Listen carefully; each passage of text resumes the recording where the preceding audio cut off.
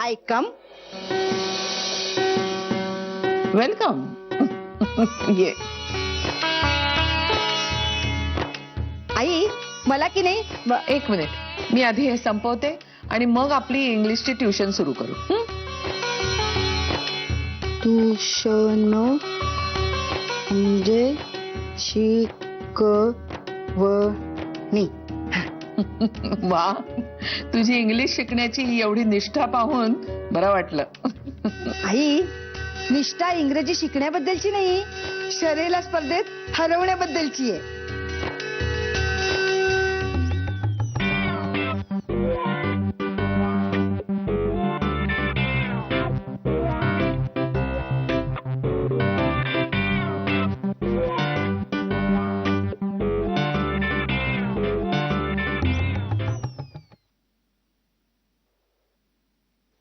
जान्हवी, तुला वेळ आहे जरा 2 मिनिटं? हो आहे, बोला ना. काल काय झालं श्रीला भेटल्यावर?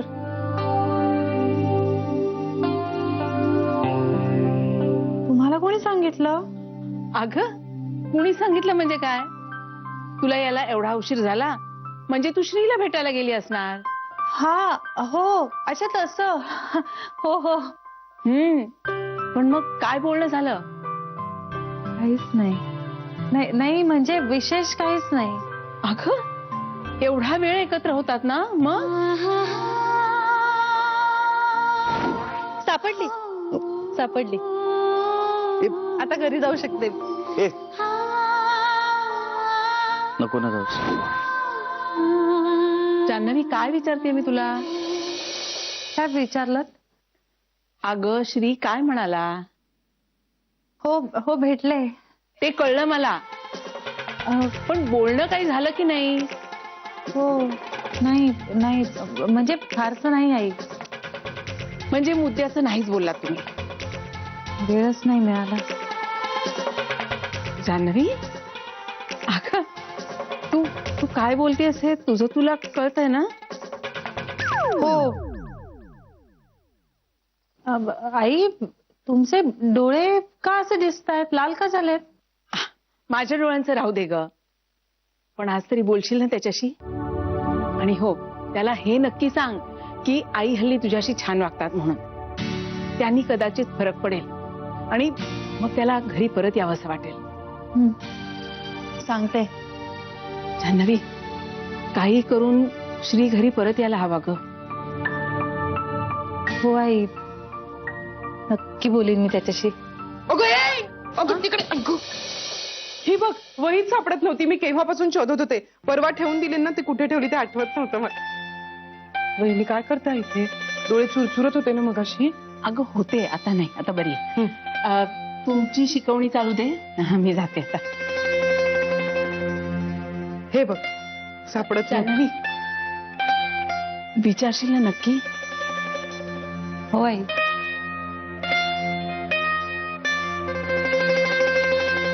अगं वही सापडत नव्हती. वही शोधण्यात वेळ गेला माझा. म्हणजे खरं तर मी विसरलेच होते शिकवणीचं. इंदू वहिनींच्या बोलण्यातून माझ्या लक्षात आलं, म्हणून मग आले धावत पळत. तुला उशीर नाही ना होते? नाही, आहेत 20 मिनिटं आहेत. मग ठीक आहे, नाहीतर बुडली असती ना ग आजची शिकवणी. पण तुला माहितीये, इंदू वहिनींची शिकवणी होणार आहे. त्या ना आईंची वाट बघत बसल्या. म्हणजे इंदू वहिनींची शिकवणी झाली असती आणि माझी बुडली असती. म्हणजे मग त्या पुढे निघून गेले असते आणि मी मागे राहिले असते. आधीच म्हणतात तसा माझा मेंदू विचित्र. तुला माहितीये श्रीने काय सांगितलंय? मानवी मेंदूचा शोध अजून शास्त्रज्ञांनाही पुरेसा लागलेला नाहीये आणि त्यातून इंग्रजी शिकायचंय. म्हणजे ती महाकर्म कठीण आणि अवघड भाषा. असं काही नाहीये छोटी आई. अहो जगभरातली लोक जी गोष्ट शिकतात ती असून किती कठीण असणार. अहो एवढीशी मुलं आजकाल फाडफाड इंग्लिश बोलतात. मग तुम्हाला का नाही येणार? हा तेही आहेच. मला येईल, मला जमेल. तुला उशीर नाही ना होतंय. एका दिवसाने काही फरक नाही पडणार. उद्या करू शिकवणी. नाही, माझ्याकडे खरंच 20 मिनिटं आहेत. आता गाडीने जाते की नाही मी. त्यामुळे थोडा वेळ असतो हातात. बरं, चला मग सुरू करूया. Yes sir. Yes madam. चला. हे बघ,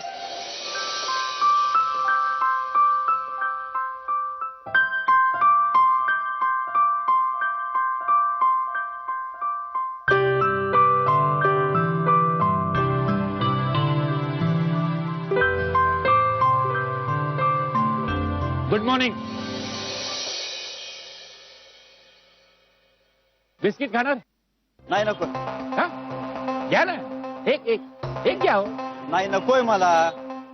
का आवडत नाही? ब्रेकफास्ट झालाय. अच्छा अच्छा. हा. काय तुमच्यासारखी माणसं घरातून बाहेर पडताना खाऊनच बाहेर पडतात. ऐकलंय माझंही आपलं असंच काहीतरी खायला लागतं त्यामुळे विसरलो होतो. पण चांगलंय ना. चांगली सवय आहे घरून नाश्ता खाऊन निघण्याची. काय हो. नाही म्हणजे काय काय असतं तुमच्याकडे नाश्त्याला?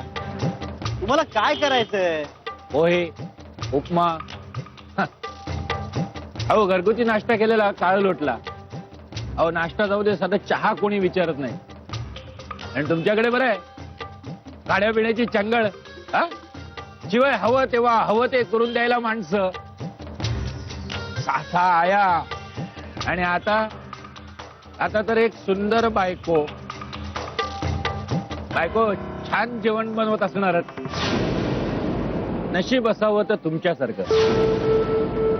खरंच तुमच्या नशिबाचा हेवा वाटतो मला. तोंडात चांदीचा चमचा घेऊन जन्माला आलेले, लाडाकोडात वाढलेले, त्यात हुशार सुंदर बायको. आणखी काय हवं माणसाला? पण श्रीरंगराव मला एक कळलं नाही. नाही म्हणजे तुमच्यासारखा माणूस बसनं प्रवास करतोय म्हणजे? मिस्टर अनिल आपटे, एकतर मी तुमच्या कुठल्याही प्रश्नाचं उत्तर द्यायला बांधील नाहीये. मग मी काय खातो, प्रवास कसा करतो, कुठे जातो, कुठून येतो, या कशाचीही माहिती ठेवायची तुम्हाला काही गरज नाहीये. तेव्हा हे असले फालतू प्रश्न पुन्हा विचारलेत ना तर तुमचा अपमान होईल आणि मग त्याला मी जबाबदार नसेल, त्याला तुम्ही जबाबदार असाल. हा sorry sorry sorry sorry sorry Shrirangrao. म्हणजे मला कसं तुमच्याशी मी 2 शब्द काय बोललो म्हणजे लगेच आपल्यात मैत्री झाली असं समजू नका. हा? आणि दुसरी गोष्ट, यापुढे माझ्यापासून आणि माझ्या बायकोपासून लांब राहायचं. हा? तुमच्या बोलण्यातही आमचा उल्लेख होता कामा नाही, नाहीतर माझ्यासारखा वाईट माणूस शोधून सापडणार नाही बरं का.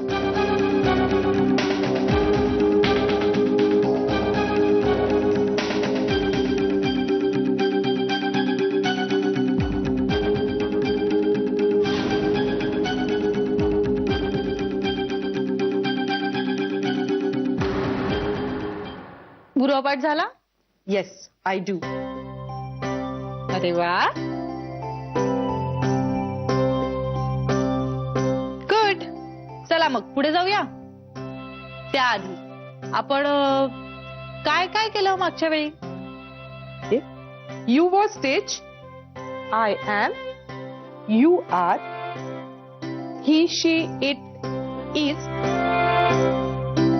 दे आर. Very good.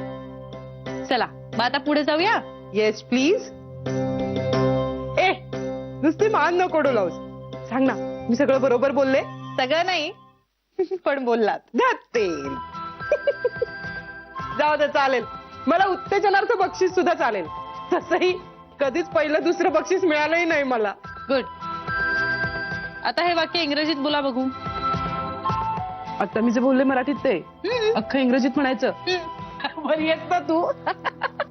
आणि समज आता मी जर हे धाड धाड असं इंग्रजीत बोलले ना तर मी दम लागून आणि तू चक्कर येऊन खाली पडू आणि दोघींना दवाखान्यात ऍडमिट करावं लागेल. असं काही नाहीये. तुम्ही बोला बघू, प्रयत्न करा. नाही ग, तुझ्या ना जरा जास्तच अपेक्षा आहेत विद्यार्थिनीकडून. एवढं सगळं नाही जमणार मला. तुला एक गंमत सांगू? म्हणजे मी अजून कुणाला सांगितलं नाहीये, फक्त बेबी वंचांना माहितीये. मध्ये ना मी ह्यांना म्हणजे कारण काय ते मला आता आठवत नाहीये, पण कुठल्या तरी कामासाठी एका मोठ्या ऑफिसमध्ये गेले होते. तर तिथे बाई ती एक बाहेर बसली होती. काय म्हणतात तिला, ते रिसेप्शनिस्ट का काय ते, रिसेप्शनिस्ट. हा. तर ती तिथे होती. मी तिला म्हटलं की मला जरा अमुक अमुक माणसांना भेटायचंय. तर तिने मला विचारलं की कुणाला भेटायचंय. इंग्रजीत बोलत होती. मला प्रश्नही कळला. मी त्या माणसाचं नाव सांगितलं. मग ती म्हणाली की 1-2 वाक्य इंग्रजीत बोलल्यावर मला ते काही कळेना. मी म्हटलं सॉरी. ती परत ते वाक्य बोलली. म्हटलं सॉरी. मी प्रत्येक वेळी तिला विचारायचंय ना प्रत्येक वेळी ते उत्तर देताना तिचा आवाज आणखीनच चढा लागायचा. मला काहीच कळत नव्हतं. म्हटलं करू काय आता, घाम फुटला मला. शेवटी काही सुचलं नाही तर मी तिला आपलं थँक्यू असं म्हणून निघून आले. घरी आल्या आल्या आधी बेबी वंसना तो प्रश्न विचारला. शी, बेबी वंसनी मला सांगितलं की ती मला विचारत होती काय कामानिमित्त भेटायचंय. बघ ना ग, किती साधी गोष्ट होती पण नाहीच कळली मला. पण मग त्याच दिवशी इंग्रजी शिकावं असं नाही का वाटलं तुम्हाला?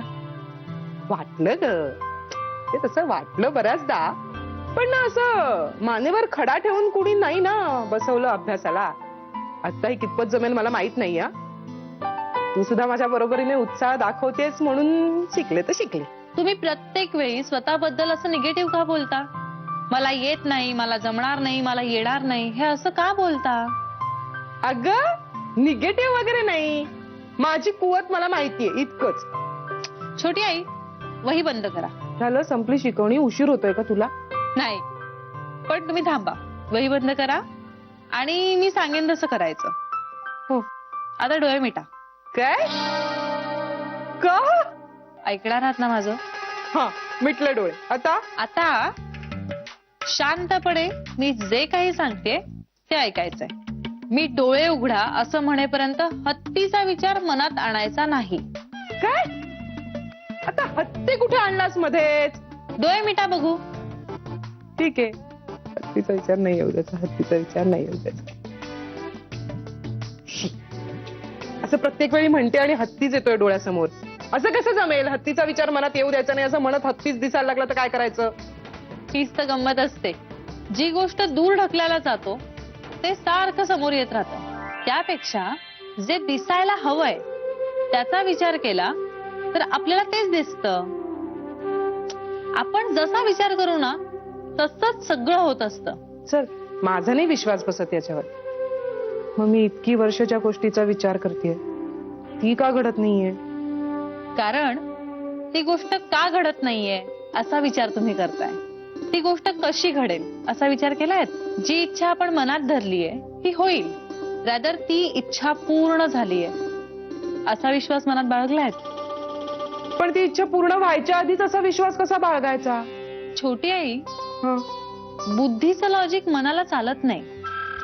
म्हणजे बघा, कित्येक वेळा आपल्या बुद्धीला न पटणाऱ्या गोष्टी फक्त मनाला वाटल्या म्हणून करून मोकळे होतो की नाही आपण? मग आपण मनाला समजवलं पाहिजे की सतत सकारात्मक विचार कर. म्हणजे म्हणतात ना की चांगलं बोला, वास्तू तथास्तू म्हणत असते तसं. हा, मला कळतंय थोडं थोडं तू काय म्हणते असते. आणि मी एरवी पण असा चांगलाच विचार करत असते. म्हणजे मी सतत असं म्हणते की माझ्या बाबतीत काही वाईट घडू दे नको, म्हणजे या घरातच कधी काही वाईट घडू दे नको, अशीच इच्छा असते माझी. इच्छा तीच ठेवा. फक्त मनाला काय नको घडू दे हे सांगण्याऐवजी काय घडू दे हे सांगायचं. इतकाच नियम पाळायचा. म्हणजे सतत सगळं छान होणार आहे असं सांगत राहा. बघू, नक्की फरक पडेल. चालेल. चला आता थांबूया आपण, नाही तर मला उशीर होईल. निघू मी? Thank you. Very good. Bye bye. Bye. सगळं चांगलं होणार आहे. पुढे सगळं चांगलंच होणार आहे. थांब थांब, जमतंय. असं म्हणेपर्यंत डोळ्यासमोर हत्ती येईल बघ. ओफ, हो यार, आलाच डोळ्यापुढे. थांब आता पहिल्यापासून. असले गेम मला फार आवडतात. गीता, गीता, थांब. गीता सर. नमस्कार. सॉरी, चुकून डिस्टर्ब केलं तुम्हाला. अजून खेळताय का आऊट झालाय? बाकी आपल्या बुद्धीचा आवाका बघता आपण मैदानी खेळ इथेच खेळत असणार. खेळा खेळा. हा, ड्रिंक्स ब्रेक झाला ना की मध्ये थोडं थोडं काम करा. आज वेळेवर आलेला दिसतंय आपण, म्हणजे फोनवर 2 मिनिटं अधिक बोलायला मिळणार तुम्हाला. तुला सांगतो जान्हवी, काल ना इंटरव्ह्यू साठी एक मुलगी आली होती. क्वालिफिकेशन उत्तम. नाव विचारायचं विसरलो म्हणून पुन्हा फोन करून तिला नाव विचारलं तर ती म्हणाली अंकिता. मी म्हटलं रिजेक्टेड, ताबडतोब रिजेक्टेड. अरे घरी स्मिता, इथे गीता. नावात शेवटी ता असणाऱ्या बायकांवरचा विश्वासच उडालाय माझा. नको ती अंकिता, नको. चांगलं जमत होतं ना आपल्याला. हत्तीचा विचार न करता सुद्धा मला जमत होतं. मी सकाळी येताना जान्हवी तर मला धास्ती भरलेली असते की मी ऑफिसमध्ये वेळेवर पोहोचीन की नाही. आज मी वेळेवर पोहोचले तर मला वाटलं सर कौतुक करतील, पण सरांची स्मरणशक्ती सुद्धा हत्तीसारखीच तीक्ष्ण आहे. ओ नो, परत हत्ती. असंच असतं, मी म्हणाले होते ना तुला. हे मस्त आहे. आजच पुष्करला जाऊन सांगते ट्राय करायला. त्यामुळे काय होतं, आपल्या मनात ना सतत निगेटिव्ह विचार येत राहतात आणि आपल्याला नको असलेल्या गोष्टीच आपल्या वाट्याला येतात. अगं ह्युमन सायकोलॉजी आहे ही. जानवी, ह्युमन सायकोलॉजी बद्दल 4 गोष्टी मलाही सांगणार. कारण काय, इतकी वर्ष स्मितुडी बरोबर संसार करून करून करून नॉर्मल माणसं कशी बोलतात, कसा विचार करतात, हेच विसरून गेलोय मी. सर, ऍक्च्युली गीता मगाशी डोळे मिटून जो खेळ खेळत होती ना, तो मीच तिला सांगितला होता.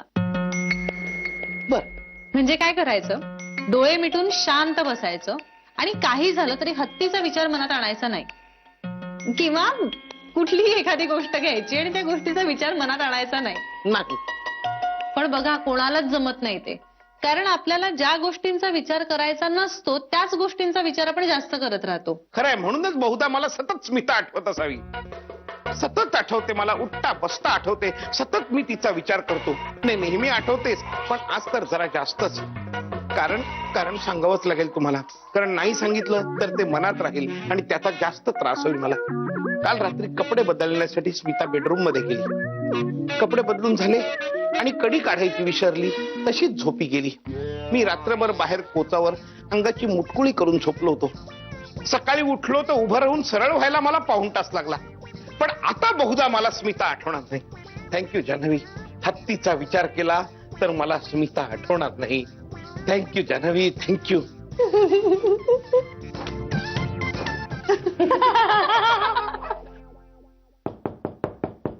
Yes.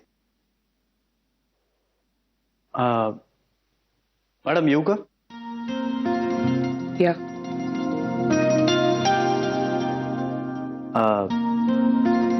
Madam, Kamte sugar factories मधनं फोन होता.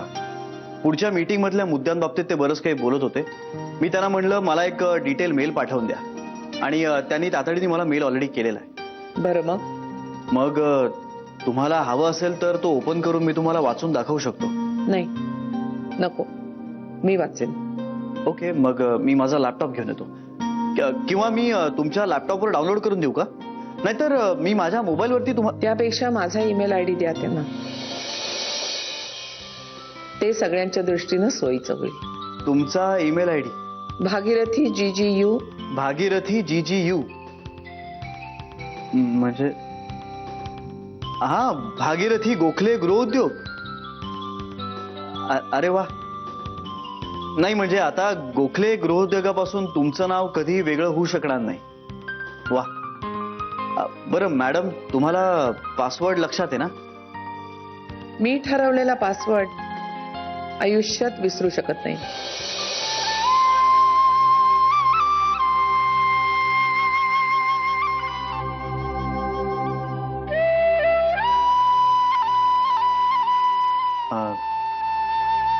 मी आहे बाहेर.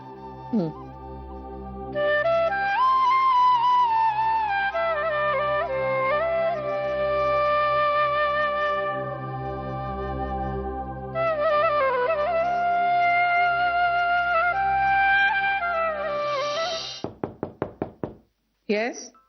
मॅडम येऊ? या. हा स्टाफच्या हजेरीचा रिपोर्ट एकदा डोळ्याखालून घातलात ना तर बरं होईल. ठेवा तिथे, मी बघते ना. मॅडम, 2 मिनिटं वेळ आहे? बोला ना. मॅडम, अगदी खूप मनापासून आनंद झालाय. तुम्ही ऑफिसला परत यायला लागलात ना ह्याचा.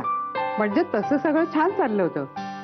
घरात कसं मोठं माणूस असलं ना की घरदार बांधल्यासारखं वाटतं, तसं सुरक्षित वाटतंय तुम्ही आल्यापासून. आपली पिढी जुनी झाली आता. मुलांना आपल्याबरोबर सुरक्षित वाटतं की अडकल्यासारखं होतं, कोण जाणे. नाही मॅडम, मला खात्री आहे आपल्या ऑफिसमधले सगळेच तुमच्या कामाची पद्धत शिकायला उत्सुक आहेत. तुमचा दरारा, तुमची शिस्त त्याचा नक्कीच कंपनीला फायदा होईल. तुम्ही परत आलात ना त्याचा खूप आनंद झाला. मी परत आल्याचा आनंद मलाच का होत नाहीये हे कळत नाही.